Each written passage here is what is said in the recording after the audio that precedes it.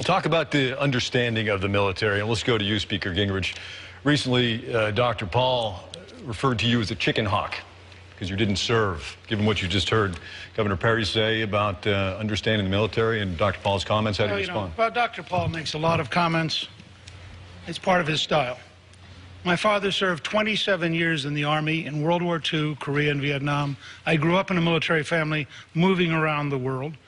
Since 1979, I have spent 32 years working, starting with the Army's Training and Doctrine Command. I was the longest-serving teacher in the senior military for 23 years. I served in the Defense Policy Board.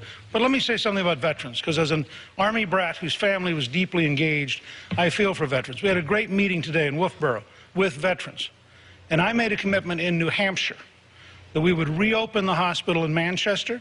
We would develop a new clinic in the North Country using telecommunications, and we would provide a system where veterans could go to their local doctor or their local hospital. The idea that a veteran in the North Country in midwinter has to go all the way to Boston is absolutely, totally, fundamentally wrong. And I would say, as an Army brat who watched his mother, his sisters, and his father for 27 years, I have a pretty good sense of what military families and veterans families need. Congressman Paul, would you say that again? Would you use that phrase again? Yeah, I think people who don't serve when they could and they get 3 or 4 or even 5 deferments they have no right to send our kids off to war and not be even against the wars that we have. I'm trying to stop the wars, but at least, I went when they called me up. But, the veterans problem is a big one. We have hundreds of thousands coming back from these wars that were undeclared, they were unnecessary, they haven't been won, they're unwinnable. We have hundreds of thousands looking for care. And we have an epidemic of suicide coming back. And so many have, if you add up all the contractors and all the wars going on in Afghanistan and in Iraq, we've lost 8,500 Americans and severe injuries over 40,000. And these are undeclared wars.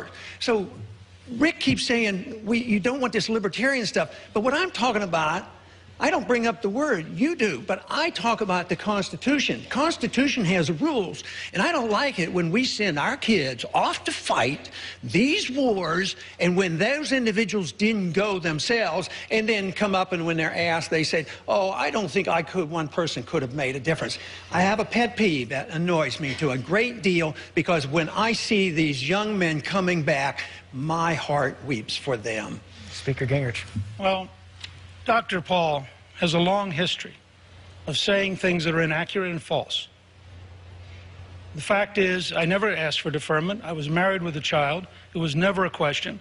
My father was, in fact, serving in Vietnam in the Mekong Delta at the time he's referring to. I think I have a pretty good idea of what it's like as a family to worry about your father getting killed, and I personally resent the kind of comments and aspersions he routinely makes without accurate information and then just slurs people with. I need one quick follow-up. When I was drafting, I was married and had 2 kids, and I went.